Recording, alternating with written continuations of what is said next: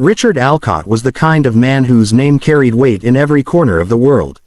At 65, he was a billionaire several times over, owner of a global chain of hotels, private jets, and a reputation for ruthless business deals. Yet to the public eye, he was also the picture of power and health.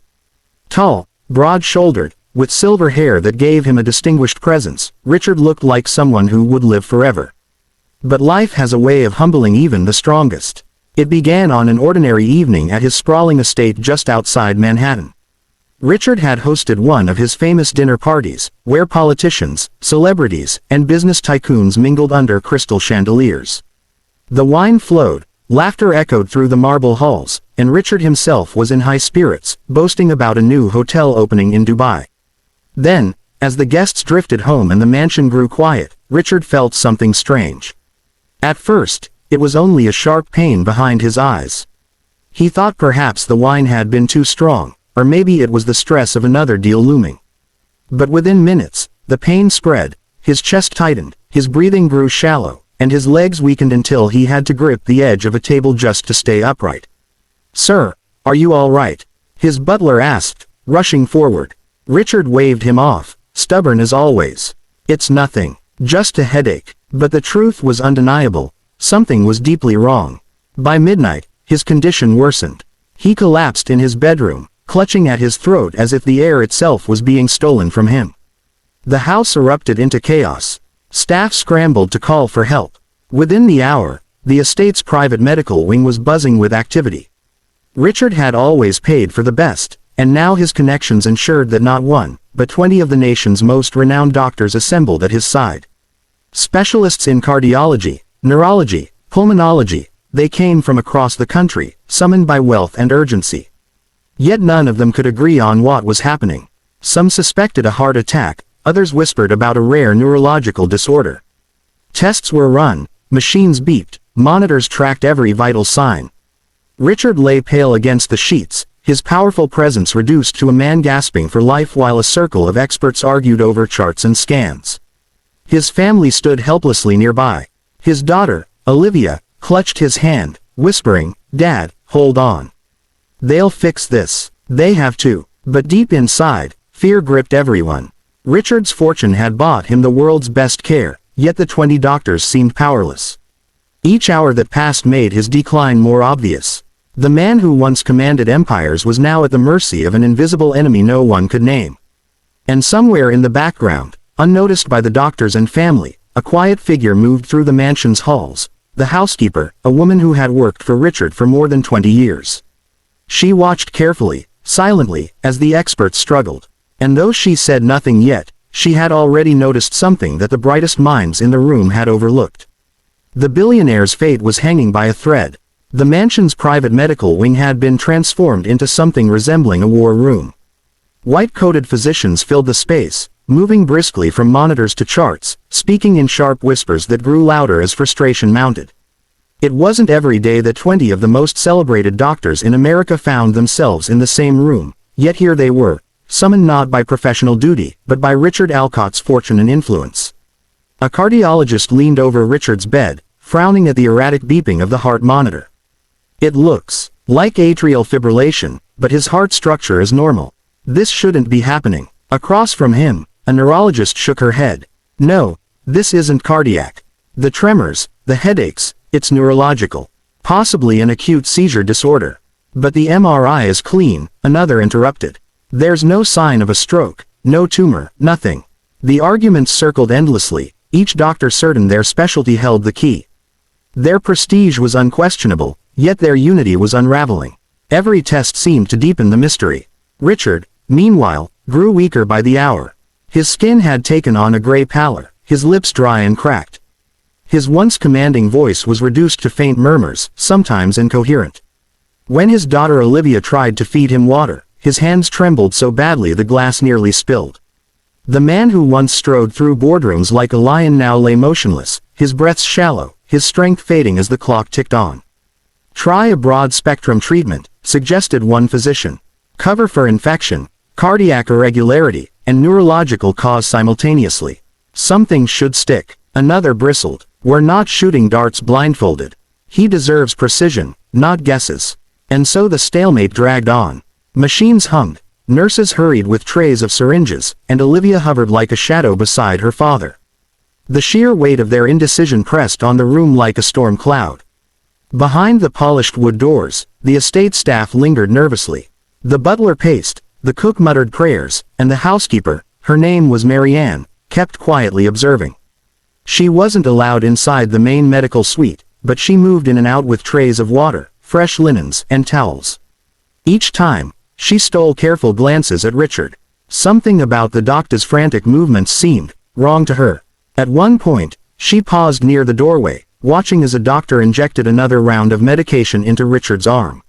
She frowned. Her years in service had given her a sharp eye for details, and she couldn't help but notice how Richard's breathing worsened each time a new drug was added.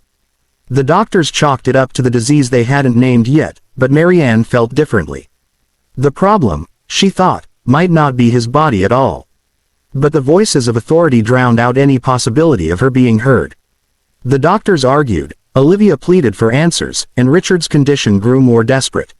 For all their brilliance, for all their titles and awards, 20 doctors stood powerless around a billionaire's bed. And still, the key to saving him lay hidden in plain sight, seen only by the quiet housekeeper who remained invisible to them all. By the third day, the mansion no longer felt like a home. It felt like a hospital under siege.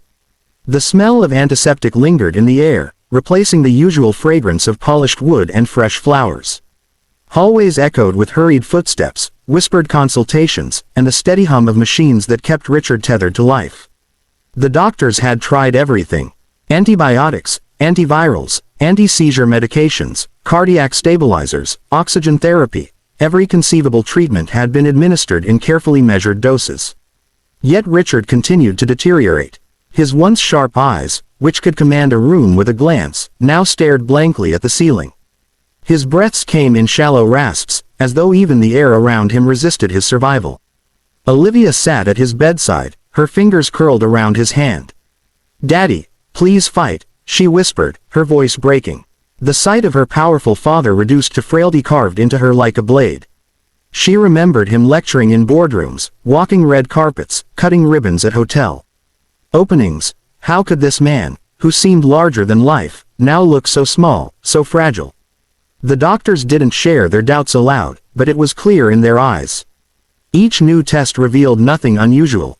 His heart was strong, his brain scans were clean, his bloodwork carried no obvious markers of disease. And yet he was slipping away. "This makes no sense," muttered Drive. Hayes, a leading pulmonologist, pacing with a file in hand. "He's deteriorating without any logical progression. None of this adds up." "Then we're missing something," replied Drive. Chen, a neurologist, her voice tight with exhaustion. "But what? We've run every diagnostic available." Their frustration boiled over into arguments. Blame passed between them like a hot coal, each unwilling to admit defeat, yet each secretly terrified of being the one to fail the case that money couldn't fix. As the hours dragged on, desperation grew. They attempted more aggressive interventions, from IV cocktails to high-flow oxygen machines. Richard's chest rose and fell in shallow jerks, wires and tubes surrounding him like a prison. And still, nothing worked. By the evening of the fourth day, the silence in the room was heavier than words. Machines beeped mechanically, but the doctors spoke little now, their confidence drained. They had gone from confident specialists to weary human beings, watching a man fade before their eyes. In the corner, Marianne the housekeeper quietly replaced a pitcher of water. She wasn't supposed to linger, but her gaze lingered anyway. She noticed again what she had seen before, that Richard's breathing faltered more after each round of medication. She had also seen him clutch at his throat long before he collapsed, as if something had irritated him. Something no machine could measure. But Marianne was invisible here. To the doctors, she was background noise, a servant moving in and out with no place in their world of science. Still, she kept watching, kept thinking. The billionaire's strength was nearly gone. His pulse weakened, his skin turned clammy. Olivia wept openly at his side, begging her father not to leave her. And in that mansion, filled with wealth, power, and 20 of the best doctors money could buy, hope was running out. The world thought Richard Alcott was untouchable. But now, he was slipping closer and closer to death. while the one person who might save him hadn't spoken a word. Mary Ann had worked in the Alcott mansion for more than 20 years. She knew its walls, its secrets, its family rhythms better than anyone. She had polished the crystal chandeliers before galas, ironed Richard's suits before international trips, and tucked Olivia into bed when she was a child. She was invisible by design, always present, never intrusive. But invisibility has its advantages. It lets you see what others overlook. And Mary Ann had been watching. On the 5th morning, she entered Richard's room quietly with fresh linens. The doctors were gathered once again, muttering in circles, their exhaustion clear. Richard looked worse than ever. Sweat dampened his sheets, his breathing rasped, his chest rose with shallow effort. Machines beeped like an orchestra of doom.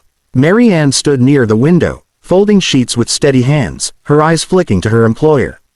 She had noticed a pattern, something no one else seemed to catch. Each time Richard received a particular medication, his symptoms spiked, his face paled further, his breath grew ragged, his hands twitched. Yet when the doctors paused their treatments to run tests, his condition seemed to steady, if only slightly. It wasn't the illness killing him, Mary Ann realized, it was the supposed cure. But it wasn't only the medicine.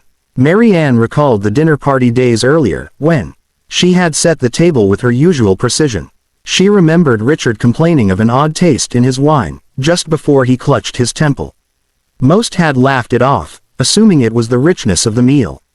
But Mary Ann had noted his unease.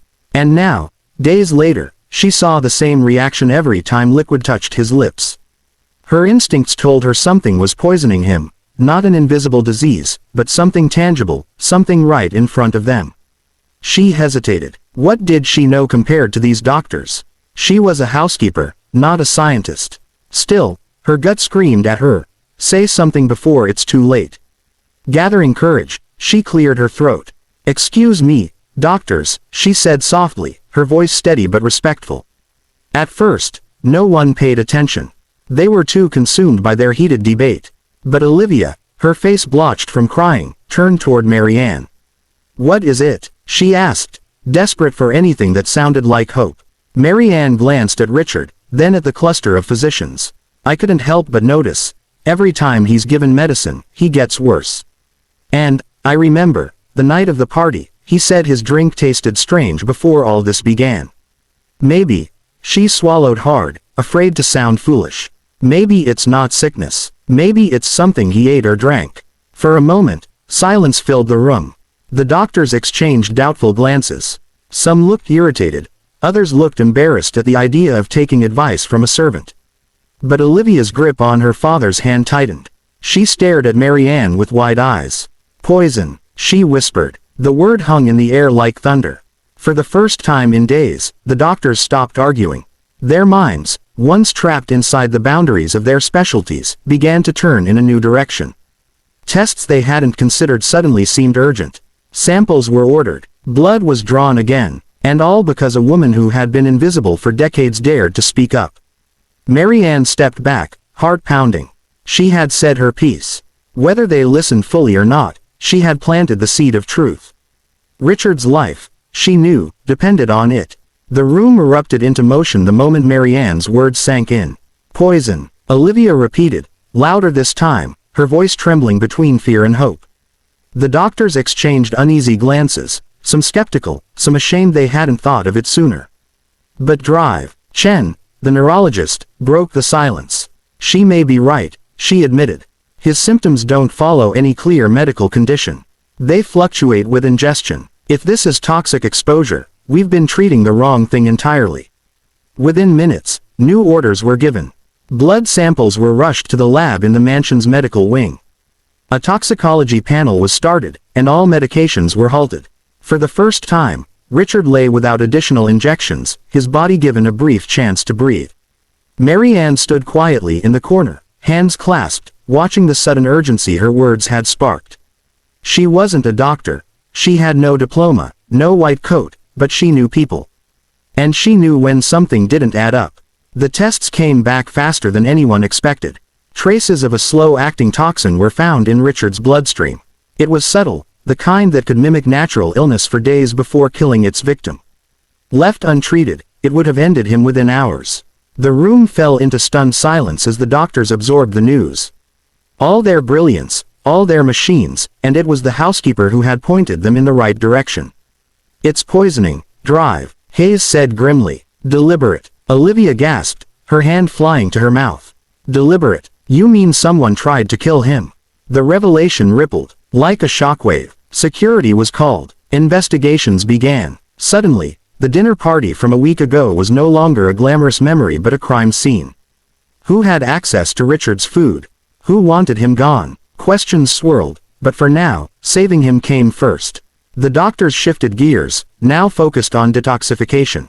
Antidotes were prepared, IV drips recalibrated, fluids flushed through Richard's system. Slowly, painfully slowly, the color began to return to his cheeks. His breaths grew steadier, his pulse stronger. Hours later, his eyes fluttered open, dazed but alive. "Olivia," his voice was barely a whisper, but it was enough to bring tears streaming down his daughter's face. She clutched his hand, sobbing with relief. "You're going to be okay, Daddy. You're going to be okay." In the corner, Marianne allowed herself the smallest smile. She had no need for recognition, she had only wanted to save the man she'd served faithfully for decades. Yet Olivia noticed. She crossed the room, grasped Marianne's hands, and said with trembling sincerity, "You saved him. We would have lost him if not for you." The doctors, one by one, turned toward her. Some nodded in acknowledgement, others lowered their eyes in quiet shame. In the end, the truth was undeniable. It wasn't 20 brilliant minds that had uncovered the mystery.